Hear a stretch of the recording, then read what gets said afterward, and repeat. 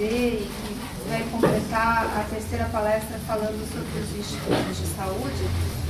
E nós vamos ter assim, bastante comentários de pessoas que atendem conosco no trabalho das quintas-feiras, e se vocês quiserem fazer algum comentário também durante a exposição, é interessante até para a gente trocar, porque esse tema é bastante interessante para a gente, que de alguma maneira coordena os trabalhos, ajuda a coordenar, e como um todo, né? Como abordar, como cuidar daqueles que cuidam dos que vêm até aqui. Isso é uma função nossa. Silvia, dá licença um pouquinho, está sem som. Baixo.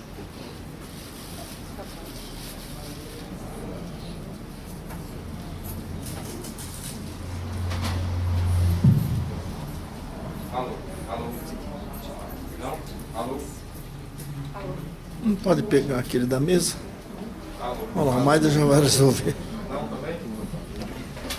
O Maida já vai resolver o da mesa lá. Alô? Ah, agora Alô? Alô? Alô? Alô? Não? Não. Olha, pronto.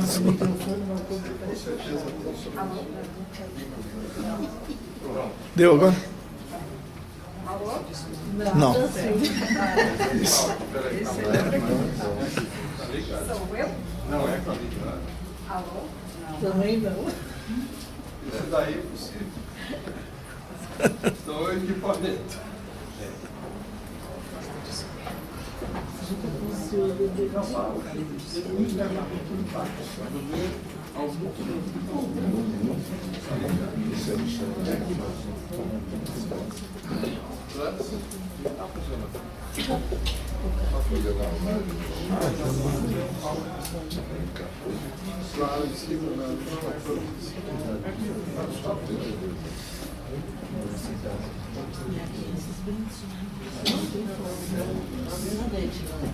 Oi, doutora, tudo bem? Eu peço que todos que puderem vir mais para frente, porque eu vou ter que falar mais alto. Se puderem vir, vai ajudar. Estão escutando aí atrás? Bom, então eu acho que é um tema bem interessante, que é cuidando de quem cuida.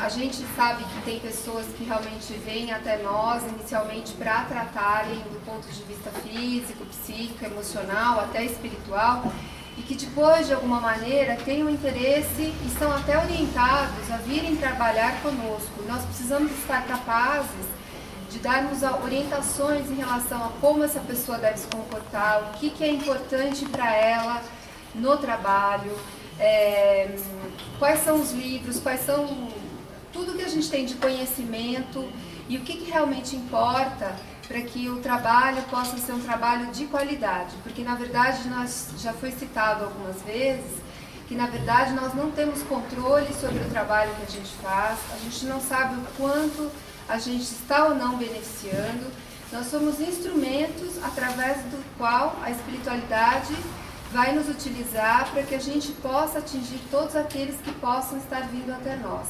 Então, na verdade, a gente tem que se preparar para vir trabalhar. Seja em qualquer dia da semana, seja na quinta, seja na segunda, ou até mesmo nós, como profissionais da saúde, a gente tem que se trabalhar para poder atender o outro. A gente tem que estar com olhos de ver, ouvidos de ouvir, sermos capazes de realmente sermos inspirados, de acordo com os diagnósticos que a gente vai fazer, de acordo com as orientações que a gente possa trazer para as pessoas que vêm aqui nos procurar.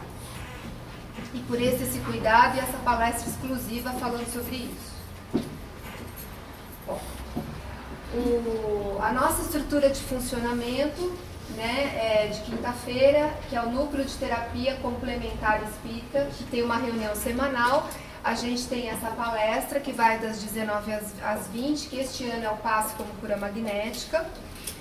Das 20 às 21 horas, a gente tem o trabalho de Evangelho, Passe, Água Fluidificada. Fazemos essa parceria com o Grupo Espírita Caribar Chútil, a Associação Médica Espírita de São Paulo. E a gente tem a possibilidade de ter um trabalho não só teórico, mas um trabalho prático.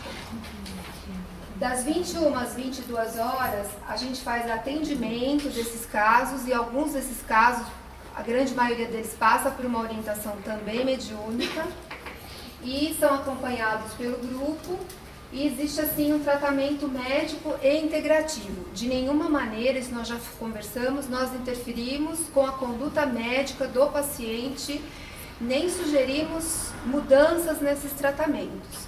Muitas vezes somos questionados, podemos até emitir alguma opinião, mas na verdade nós procuramos não nos intrometermos com as condutas do médico terreno. Nós somos, na verdade, uma terapia complementar, não é alternativa, porque a alternativa dá a impressão que é uma ou outra. Na verdade, as duas podem ser feitas em parceria, né? E aí nós temos esse projeto de acolhimento desde 2009, já foram mais de 60 profissionais da saúde atendidos nesses 4 anos, alguns vieram já para trabalhar e outros inicialmente para tratamento. Bom, aí vem uma primeira pergunta: quem pode trabalhar na Seara do Cristo? Todo mundo pode, e pode ser todo dia e não precisa ser somente de quinta-feira. Contudo, para trabalhar aqui na Seara do Cristo, numa casa espírita, na assistência espiritual, a pessoa tem que ser espírita, né? Isso é uma condição, ela tem que acreditar e ela tem que, pelo menos, ter uma confiança daquilo que a gente está passando para o outro, mediante os livros de Kardec, os livros de André Luiz, né? E toda a doutrina aí que a gente tem para estudar a respeito. A segunda coisa, quem pode participar do Instituto de Saúde? Nessa parte de entrevistas e de acompanhamento. A nossa orientação é que seja um profissional da área da saúde ou, em alguns casos, nós temos exceções, mas quem vai dar esse aval positivo é o nosso orientador e o nosso mentor espiritual dos trabalhos. Alguma dúvida? Alô. Isso é uma coisa que a gente conversa desde o início, porque nem sempre o sentimento amoroso, ele vem com a gente. É possível cultivar esse sentimento amoroso. Então, isso são palavras que vieram do nosso mentor espiritual, que é o Dr. Albert, que é o Conrado, que é o médium que tem o privilégio de receber as orientações do nosso mentor. E o que ele coloca pra gente é que a gente jamais esqueça que as nossas conquistas materiais, que os títulos acadêmicos, eles têm que ficar para fora, da porta para fora. Então, todo mundo que entra aqui não é mais doutor. A gente é chamado assim, mas, na verdade, nenhum de nós é doutor. Nós somos trabalhadores da Seara do Cristo. Aqui trazemos tarefas de servidores que a função são o amparo aos corações que vêm nos procurar. E exercitamos a essência daquele que deseja vivenciar na plenitude a atividade e o acolhimento ao semelhante. Então, essa é a nossa principal função. E através disso, a gente vai tendo a capacidade e vai aflorando o amor que nem sempre está dentro da gente. A gente realmente tem que se esforçar para conseguir chegar nesse amor, que não é só o amor à nossa família, aos nossos amigos, aos nossos companheiros, mas é o amor ao indivíduo que às vezes até pode ser um desafeto na vida da gente.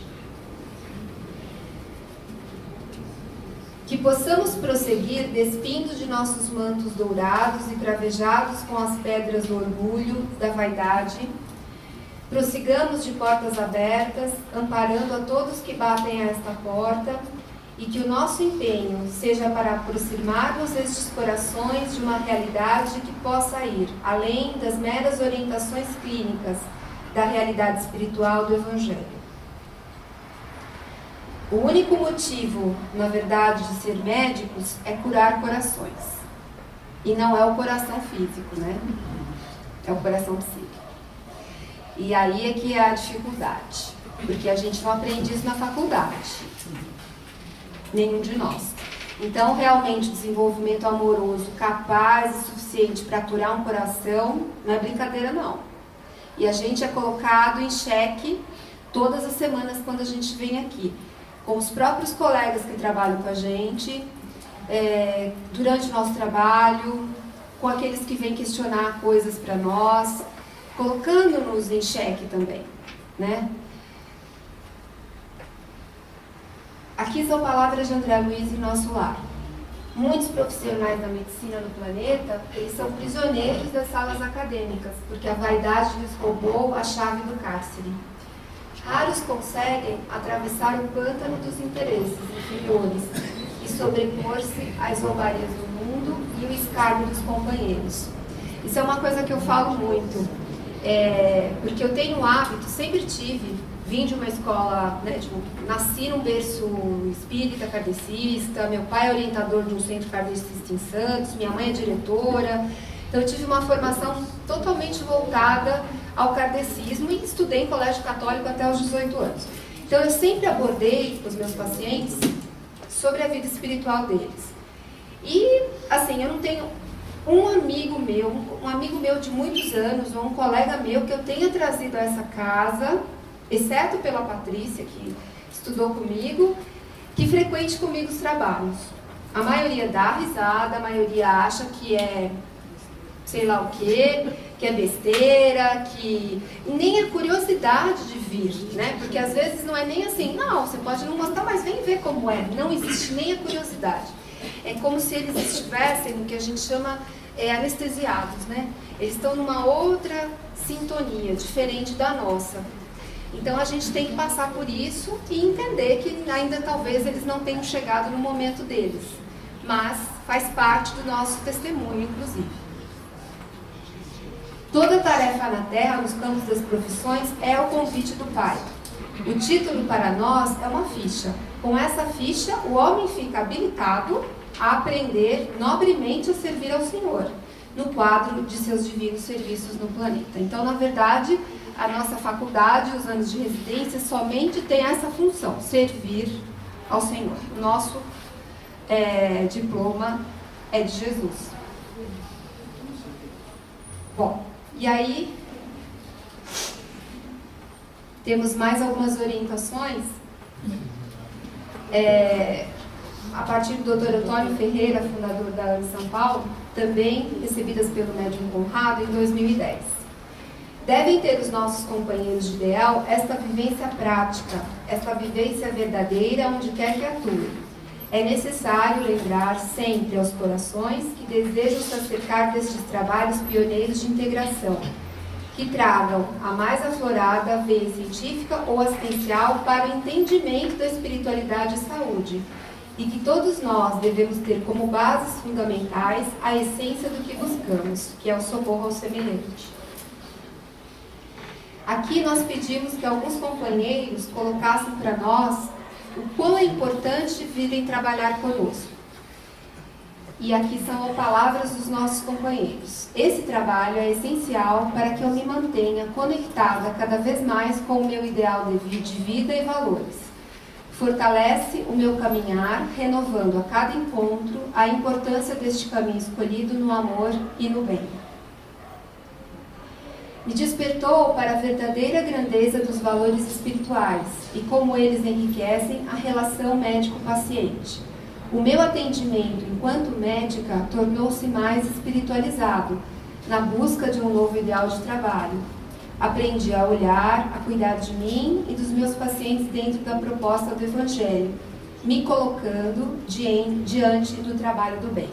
Então, na verdade, o que a gente acaba aprendendo aqui, e que é uma coisa que o nosso mentor pede, é que nós tenhamos aonde aplicar. Então, todas as lições que nós aprendemos aqui nesta casa, nos dias que a gente trabalha, deverão ser úteis para que no nosso dia a dia e no nosso trabalho material, a gente possa também aplicar essas lições. Elas não devem ficar restritas somente a uma vez por semana durante 1 hora. Ainda continuando, é de enorme importância que aqueles que adentrem nas reuniões de estudo e de entendimento de descobertas, de pesquisa em saúde e espiritualidade, entendam também que estão adentrando a um momento de promoção de suas próprias transformações. Então, esse é um outro desafio que a gente enfrenta, que é Eu vou dizer para o meu irmão que ele precisa se comportar de uma maneira diferente em relação à família dele, em relação ao seu próximo, em relação ao trabalho. E nós mesmos também não vamos nos colocar de uma forma diferente em relação aos nossos mais próximos. Nós só vamos, quer dizer, faça aquilo que eu digo, mas não faça aquilo que eu faço. Então, o professor acho que é aquele que mais aprende, porque ele ensina, ele escuta, ele volta a escutar, ele volta a repetir. Então, todas as palavras que nós escutamos, que nós repetimos, na verdade, são palavras para nós mesmos e para que nós realmente transformemos a nossa vida e passemos a sermos pessoas diferentes. Aqui são palavras ainda de colegas nossos, né? Sou relembrada semanalmente dos meus compromissos e da necessidade urgente na mudança dos meus conceitos, a necessidade de transformar, sendo que os meus interesses devem estar voltados ao interesse do Cristo e não aos interesses da matéria. Por quantos e quantos mil anos estamos nós voltados aos interesses da matéria e continuamos voltados a eles? Nós ainda temos que ter a nossa casa, as nossas roupas, as nossas viagens. Isso faz parte até do conceito do que é ter sucesso no mundo moderno, né? Esses são os interesses do Cristo? Esses são os exemplos que o Cristo deixou enquanto ele viveu aqui com a gente? A convivência com os meus companheiros de trabalho das quintas-feiras, a felicidade em estar com eles, a certeza do amparo da equipe médica e espiritual, faz-me sentir, por alguns momentos, uma sensação de estar vivendo novamente a vida espiritual, com a presença mais forte e o contato com o meu mentor. Trazem uma sensação enorme de paz e harmonia, com um sentimento de retorno ao lar verdadeiro. Consigo manter melhor o meu equilíbrio durante a semana devido a estes momentos tão preciosos. Isso a gente vai falar mais para frente. Até o nosso mentor vai falar sobre a nossa imunização mental. Que são uma das coisas mais difíceis da gente conseguir obter quando a gente está fora daqui.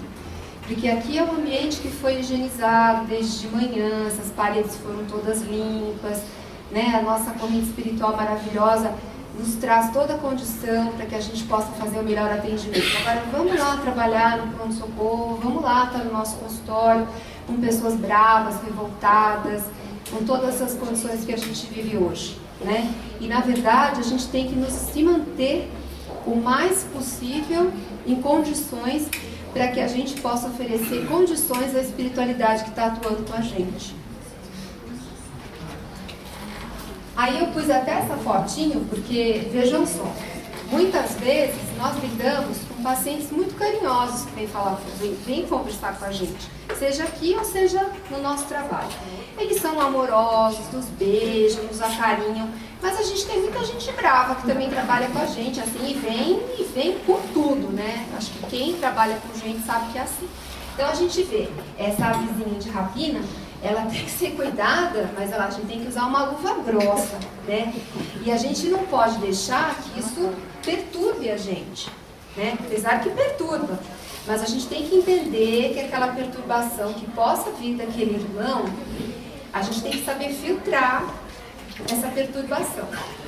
E esse filtro tem que ser uma peneirinha bem fina, para a gente não deixar passar o menos possível dessa energia desequilibrada, para que a gente possa nos mantermos equilibrados e que a gente possa também trazer um certo equilíbrio para o nosso irmão.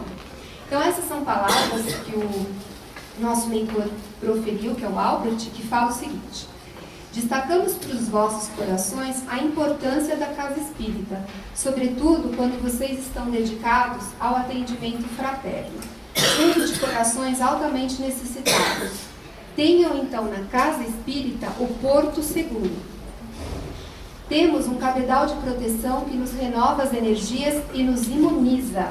Esta imunização, sobretudo a imunização mental, que quando vamos a campo, em situações adversas, transformamos-nos em veículos que carregam necessidades de reorganização celular, de reequilíbrio psíquico, de reequilíbrio espiritual daqueles corações e para tanto precisamos estar sempre prontos. E isso, naturalmente, podemos aqui compartilhar com vocês. Não somente acontece no trabalho de capelania, como acontece também no próprio gabinete médico, em que somos o polo de referência de tantas necessidades que aqueles corações trazem. Isso é uma coisa que quem trabalha sabe disso. Às vezes, a gente chega aqui, às vezes, quinta-feira, muito cansado, né? Pela semana, pelas agitações, pelo trânsito, pelas perturbações, e a partir do momento que a gente entra na sintonia, é como se a gente voltasse para aquele equilíbrio que a gente estava na outra semana. Então, na verdade, a frequência, a adesividade, a continuidade do trabalho, o esforço, a vontade de vir, vai nos imunizando cada vez mais. E quando a gente está lá no trabalho, também pensar na casa espírita faz com que a gente consiga ter essa mesma conexão, nos trazendo essa imunização mental.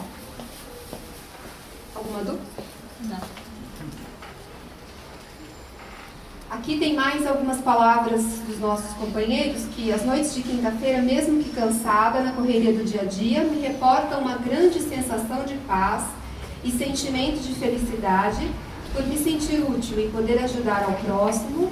Sinto ao mesmo tempo em que sou amparada nas minhas necessidades pessoais uma forte conexão espiritual e que me faz sentir completa.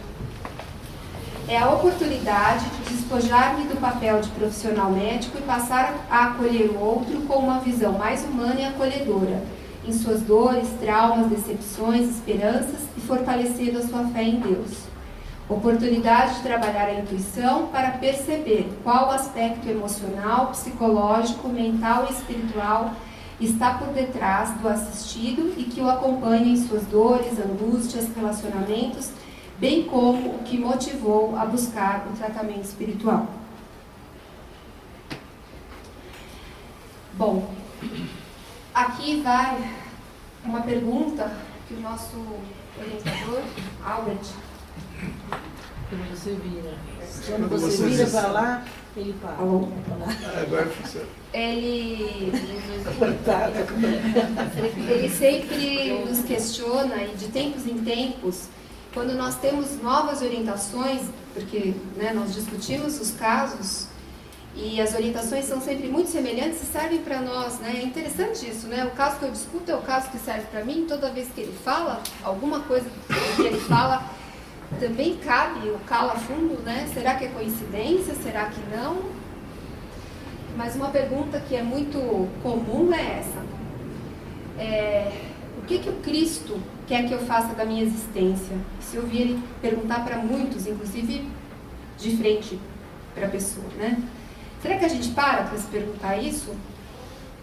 Ou a gente sempre se pergunta o que eu tenho que fazer para ganhar mais dinheiro, o que eu tenho que fazer para conseguir uma casa nova, o que eu tenho que fazer para ser mais bem-sucedido, né? E aí ele vai continuando. É aonde eu sou capaz de vivenciar o amor renovado. E como eu faço para exercitar um perdão imensurável, ou seja, um perdão que não se mede, né? É a singeleza do Cristo e as das suas palavras e dos seus ensinamentos, que é capaz de acalmar as nossas almas aflitas.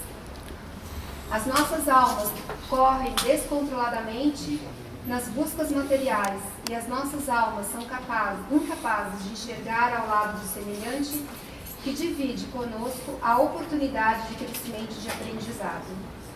Somente o Cristo é capaz de trazer o bálsamo renovador para que possamos seguir adiante.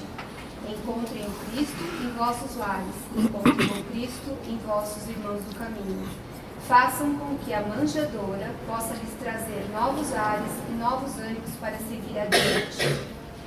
Então, o desejo de servir na certeza de que o nosso Mestre Jesus não exige nada além da nossa vontade, da nossa fidelidade para com os nossos propósitos, e a certeza de que cabe ao nosso Pai e que cabe ao nosso Mestre Jesus a avaliação precisa dos nossos atos.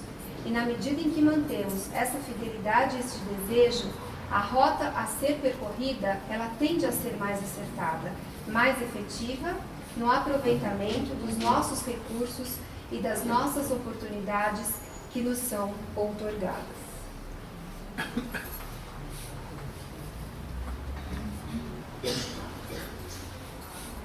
O Dr. Albert perguntou também isso para uma paciente que serviu para um colega nosso, né? Você está preparado para desencarnar? Que legal, né? O que o Cristo quer de mim? Será que eu estou preparado? Acho que é importante refletir sobre isso, porque nos chama a responsabilidade e nos faz interrogar se realmente estamos fazendo tudo o que é possível pelo outro e por nós mesmos.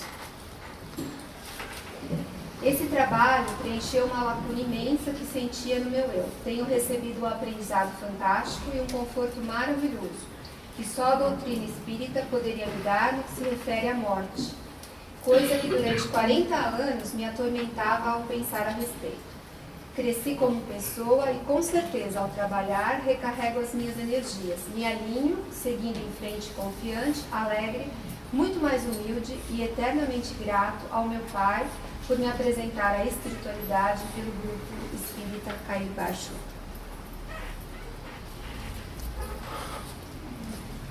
Bom, então a gente está desenvolvendo o amor. Parou? Acho que não está. Mas esses. Agora nem assim de frente não está falando. Tá bom.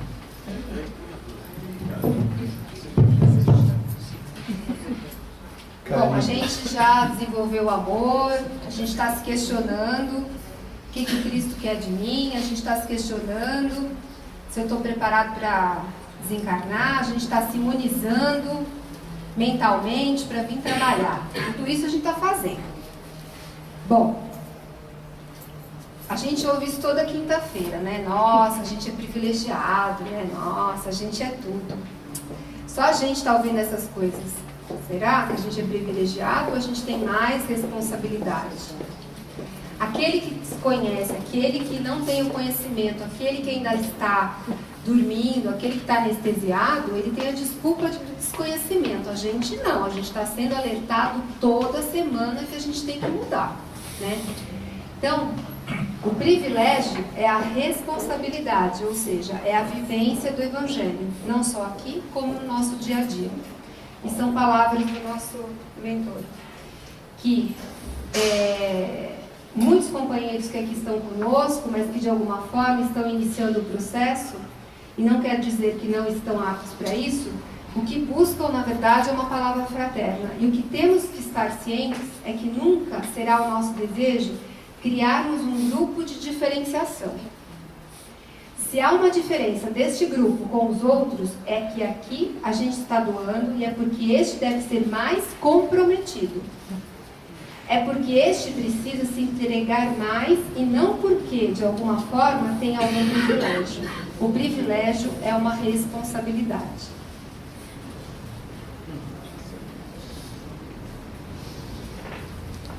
Aqui temos mais algumas palavras de alguns irmãos. A compreensão ou aceitação das vicissitudes da vida, que nada acontece por acaso. Estamos vivendo de acordo com a lei de causa e efeito, mas sempre e a cada instante amparados pelo plano superior. Essa vivência me enche de alento e ajuda a lembrar que só existe um único caminho a ser trilhado, qual seja o despertar do espírito. Todo esse processo se reflete no campo pessoal como uma convivência mais amorosa e compreensiva, visto que todos estamos em processo de evolução. No trabalho, a certeza de que o sofrimento do espírito deve ser acolhido sempre em qualquer processo de cura física. Não há cura física sem a prévia cura do espírito. E essas lições que a gente vai recebendo fala sobre a capelania fraterna, e o que a gente realiza nas quintas-feiras não deixa de ser uma capelania, né? Não é o fato de você sair, como a gente tem vários colegas que vão em hospitais, fazem um trabalho junto a pacientes internados. O nosso trabalho aqui, na quinta-feira, não deixa de ser, só que o paciente vem pra gente. Mas a intenção e a vontade é a mesma, né? E E, na verdade, o que ele coloca muito para a gente é que a gente tem que se transformar, a gente tem que ter uma renovação moral, a gente tem que ter um entendimento mais aprofundado de que a doença não vem do físico, mas ela vem do espírito. Como isso se processa, a gente ainda não tem certeza absoluta, mas a origem está no espírito e está na transformação do pensamento do espírito, né? E o nosso principal objetivo não é o diagnóstico, nem o entendimento da origem da doença, mas o atendimento fraterno. Nós já descrevemos casos onde pessoas acabaram se curando até de câncer e de doenças ditas pela medicina que se conhece hoje como incuráveis por merecimento, por serem necessárias ainda, por terem transformado seus pensamentos. Então, é um momento de reflexão para nós que viemos de escolas onde, se você não prova, não é válido, né? Então, a gente como médico tem isso também, e é importante o conhecimento da matéria em si, porque também não adianta, por exemplo, não é que nós temos que ter um diagnóstico, mas é mais fácil se a gente souber da matéria, que os nossos mentores possam falar sobre ela conosco. É a mesma coisa, eu vou falar sobre uma matéria de TI, né? Eu não entendo absolutamente nada de TI. E alguém falar para mim sobre isso. Se eu não sei nada sobre isso, é mais difícil, realmente, eu poder ajudar o outro. Então, o conhecimento dos órgãos, das matérias físicas, das doenças, de como elas funcionam, é importante no sentido da ajuda e da compreensão de que maneira eu posso ajudar o meu irmão em sofrimento.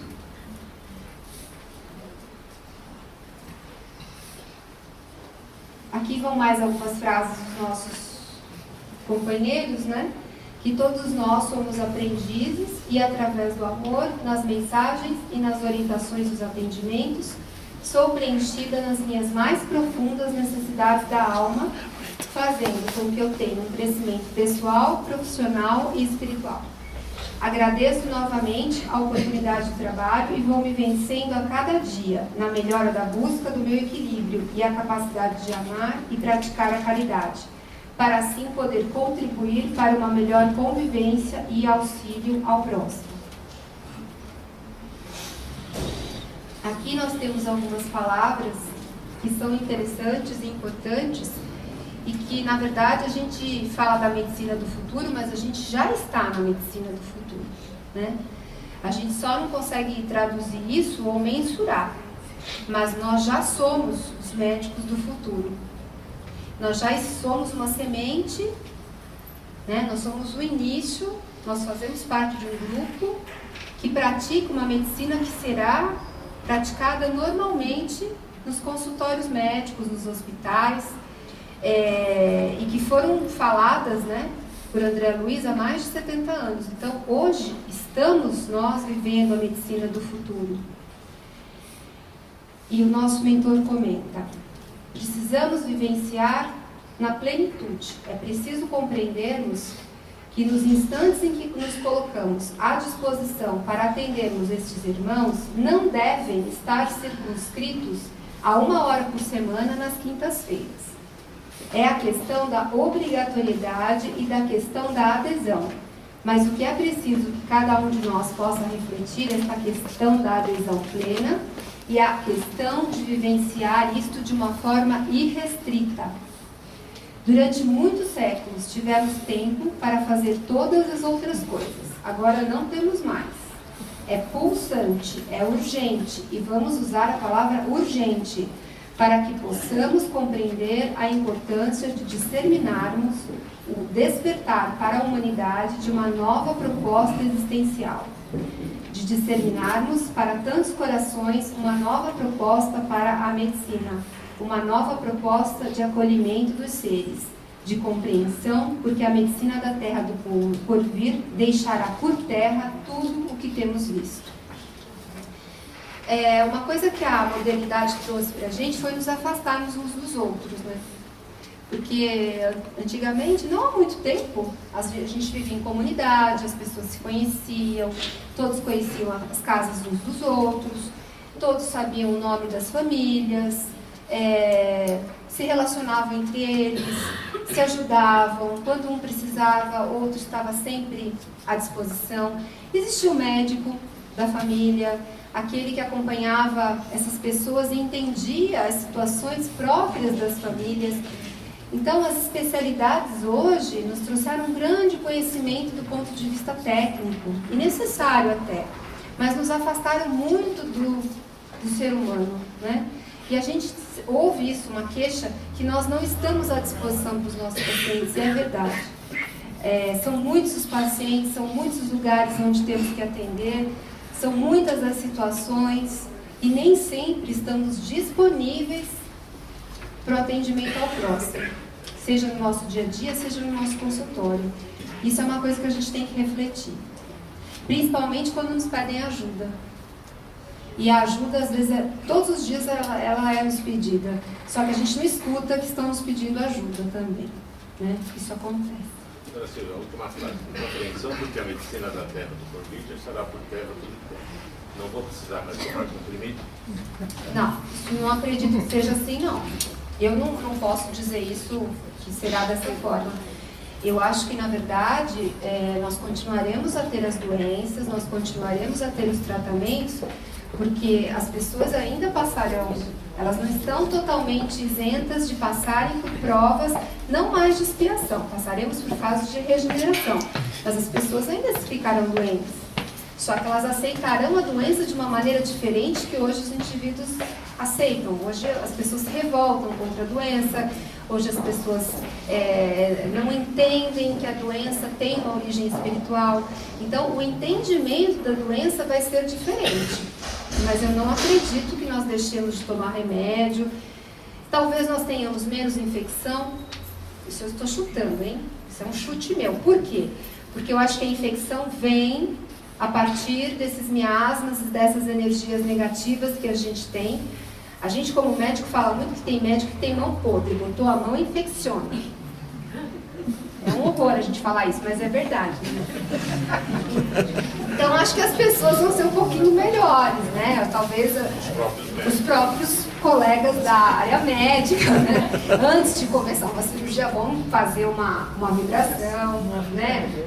E vão fazer uma oração, vão se preparar psiquicamente para melhorar. Dizem que se não fosse a espiritualidade, não se faria cirurgia no planeta Terra, né? De tanta infecção que existe, de tanta energia ruim que existe dentro das salas cirúrgicas. E eu acredito que é isso mesmo, a gente tem que estar preparado para fazer as coisas mas eu não acho que a gente vai deixar de tomar remédio nem de se tratar, não.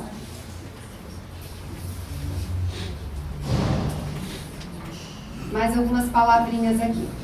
Hoje tive a certeza de que nada desta vida se leva, a não ser bons momentos, a dedicação e o rastro de luz que deixamos plantados.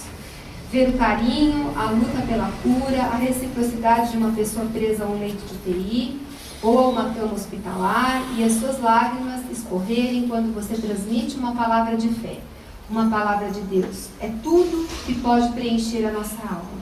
Essa experiência e essa troca é indescritível e maravilhosa.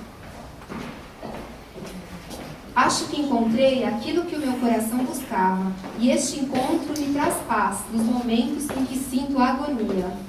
Acho que todo médium já sentiu isso, né? Eu falo que o médium é um ser em agonia, né? Principalmente o médium ostensivo.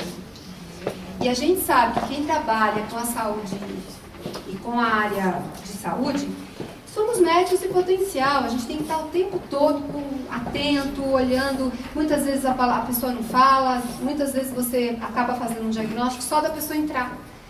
Porque você tem que se conectar ao outro, né? Então a gente pode ser tanto como se nós fôssemos antenas, né? Nós somos antenas. E essas antenas, elas podem vibrar agonia, podem vibrar felicidade, podem vibrar tormento e podem captar também os sentimentos dos outros, né?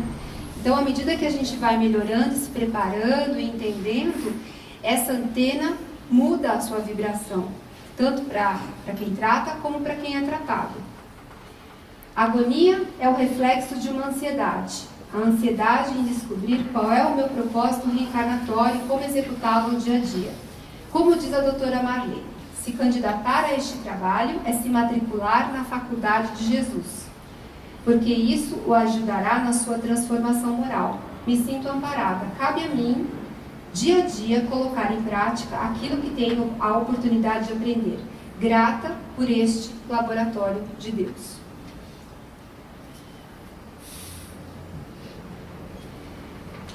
E aí nós temos palavras de André Luiz há 70 anos atrás, né? Que o médico do porvir conhecerá semelhantes verdades, dirigindo-se muito mais nos trabalhos curativos, as providências espirituais, aonde o amor cristão represente o maior papel.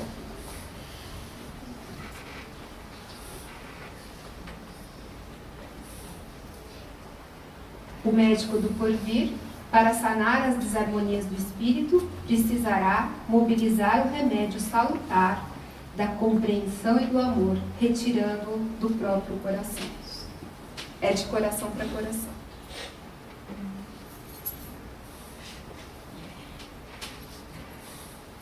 Acho que eu acabei um pouquinho antes. A gente tem vários colegas aqui, se alguém quiser falar alguma coisa. Os colegas que trabalham conosco.